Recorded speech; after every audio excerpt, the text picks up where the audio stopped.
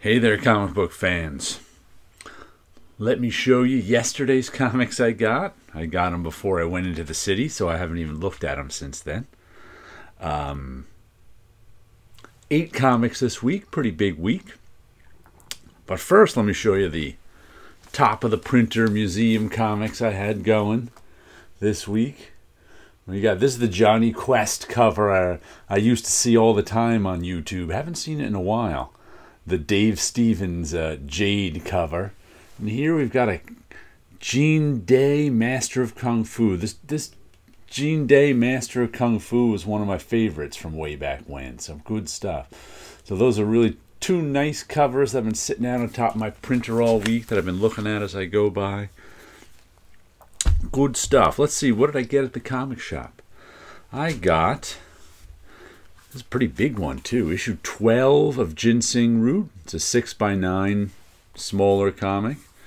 I only started picking this up. $9, too. But probably about, what is that, 48 pages? It's in black and white and red. And it's, Craig... oh, 64 pages, monster size. What's his name? The guy who does blankets, Craig Thompson? Is that his name? Yeah, Craig Thompson. Published by Uncivilized Books. I only started picking this up with like issue 10. I saw a copy in my comic shop, and I was like, oh, I'll give that a try. So I think I only got 10, 11, and 12, but someday I'll get the other ones. They're available on Uncivilized Books website, but I've kind of never... it'd be like $75 to buy them all at once, so I kind of never wanted to do that. But they also have, like, I think they're coming out with, again, if you have all 12 issues, they've got a box you can put them in to make a box set out of them. But it's about Craig Thompson. Like, I think he comes from an area of our country that grows ginseng, and he grew ginseng when he was a teenager. He worked on some ginseng farm, and then he went to. Then this is all about, at least the 3 issues I read, were all about him sort of exploring the economy of ginseng and what it means to him. And he visited China, and where they grow a lot of ginseng, and it's kind of interesting. That nice, and that's his brother who's involved in it too. So I enjoyed the last 2 issues. I'm sure I'll enjoy this one too. One day I'll try. I gotta figure they'll put it out in some collected edition sometime soon. That's why I was always like, do I want to pay like $75? Because I like the idea of having all 12 issues in a box set. That's a cool idea. But I just know they're gonna put out like the whole thing in a trade for like $30. So that makes me go, Then we've got issue 9 of Damn Them All. The Charlie Adler vehicle. That's why I'm buying this. Simon Spurrier's the writer. Sophie Dodgson, the colorist, right? The colorist. Lettered by Jim Campbell.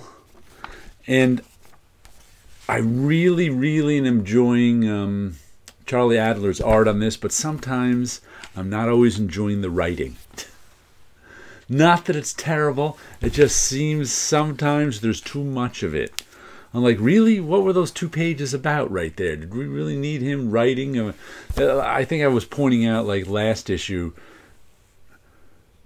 she was, and I also refer to this one as sort of John Constantine's niece, who took over for John Constantine. There was like some job she was being offered by this organization, and you knew she was going to take the job, otherwise there was no point to the comic. But they spent 3 pages with this guy trying to convince her to take the job, and I'm just like, oh my god, just take the job and move on. But other than that, I'm enjoying it. Then we've got Chilling Adventures presents Welcome to Riverdale. I've been liking these Archie Horror stuff. Let's see, who does this one?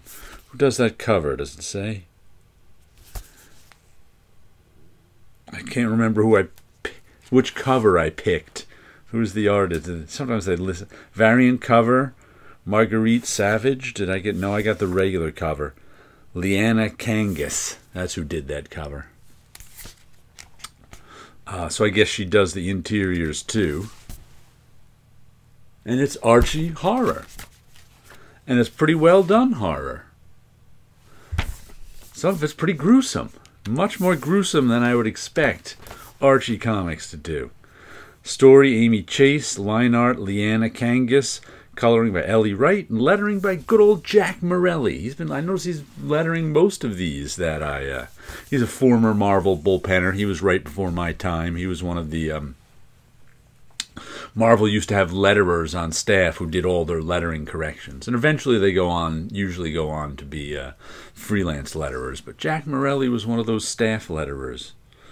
We've got Space Usagi, Yokai Hunter one-shot. I think this is a colorized reprint of an old Space Usagi thing, but I'm not 100% sure.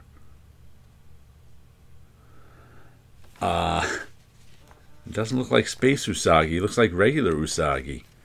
There's no... Space Usagi is just like regular Usagi, only they're on a spaceship. Oh, there's a cover gallery, too. It's a lot of covers. So I am not sure what this is. Let's see if there's an originally presented as in here. In this indicia. Nope, nope, nope. Dark Horse presents Space Usagi is a trademark of... I don't see... Because there was in the 90s, Dark Horse, whoever was publishing Usagi Yojimbo, published a couple of miniseries of Space Usagi. So I'll have to read it and find out. And there's another one-shot of Space Usagi coming out. So then we've got Destiny Gate #1. I have no memory of why I ordered the first. Well, what it's about. I probably, I read the description, looked at the artwork, and said, I'll pick up an issue of that. Put it on my.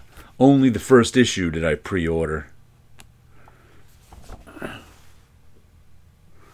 So we'll see if I like it or not. Who is this? Kate? I don't recognize these names. Based on a game concept by Paul Lyman. All right. Writer Ryan Cady, line art Christian Dabari, colors Simon Gao, letters Troy Peteri. Oh, here's a little description in the beginning. Life, for the most part, is the product of the decisions you make. For some wrong decision, or two or more, leads to a crossroads on the other side of the destiny gate. Do you fight for a chance to survive and start anew, or to succumb to your inner demons and end it all for you and worse yours? In this opening tale, at the height of the Great Depression, we meet Michael Slate, down on his luck and heading home to a disappointed and desperate family. Michael's train ride veers off the rails and transforms into a macabre and darkly fantastical journey into his own fragile soul. So maybe these are like Ice Cream Man or something, done in one stories. Maybe Destiny's Gate is just sort of the idea that holds all the stories together. We'll see. Then we got Creepshow #2. Of this Creepshow Volume 2, #2 of Michael Walsh, Dan Waters, Abigail Larson. Tales of Suspense and Horror. Who does this cover? Guillaume March. I think I got the Guillaume March cover. Speaking of Guillaume March, I just reread Carmen. It was really good. There's some of the art. There's usually like 2 10-page horror stories in this. Oh, is that the silver coin guy? Yeah, Michael Walsh, writer, artist, color. He's the guy who did the silver coin. Pat Brousseau, the letterer. Keep It Down. Dan Waters, the writer. Abigail Larson, the artist and colorist. Pat Brousseau, the letterer again. Covers by Guillaume March, Michael Walsh, Skinner, Raphael Albuquerque, and Chad J. Keith. Little creep show for you. Then we've got Weird Work, issue 4 of 4. Shaky Kane on the artwork and Jordan Thomas writing it. And I have to say, this just wasn't weird enough for me. I've enjoyed the artwork, but it's a fairly straightforward police procedural with some weird artwork. And I was like, you know what? I just... Oh, there's a nice double page. I just wanted it to be weirder. It's fine. It's strange to say it wasn't weird enough for me. But fourth and final issue of Weird Work. We'll see how that. I don't even remember. All I remember is a police. None. I don't remember any of the details of the first 3 issues. Not one thing. Let's see. The final book I got this week is Midlife or How to Hero at 50. I think it's the story of a guy who got superpowers at 50. The writer is Brian Buccellato. Stefano Simone is the artist. Hassan Atsmin Elahu is the letterer. And it looks okay. 1997. This is not my favorite type of artwork. This sort of cell-shaded, I don't know what to call it, artwork. No strong outline.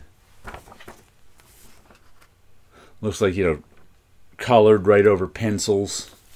Lots of browns in the coloring, too. Browns and yellows. But the description sounded intriguing enough to pick up the first issue, so I picked up the first issue. We'll see how it goes. Let me show you Peace of Mind back here. Now, what do we have? We've got Dreams of Things 206. I think I showed you 207 last week. So we're going back in time an issue. To our... Oh, I just noticed there's 3 faces. We've got our 2 sort of passive faces staring out at us and a little grinning fella up there. With blotches all over. At first I was like, what are those? Are those? It's funny, I do these, put them away, and forget they exist. Like, what are those blotches? They look like clubs or something, like in a suit of clubs. But no, they're just blotches. Just a little, I don't know, Kirby Crackle on her face? Something like that. And this person down here's, what is he part of? Are those like rainbow train tracks? I tell you, I don't even know what I do sometimes. I'm like, what is this? What have I done? Well, that little face up there has got a horn on it. Maybe it's a unicorn. Well, that's a strange, dreamy drawing.